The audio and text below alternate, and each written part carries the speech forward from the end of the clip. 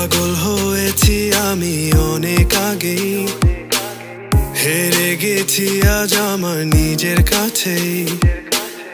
কিছু বোঝে না দু চোখ তুমি ছাড়া, সব হারাতেও রাজি পেতে তোমাকে।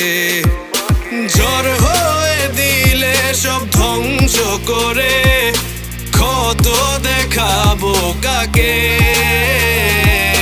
পারবে না থামাতে কেউ আমাকে, সব শেষ করবো নিজের হাতে।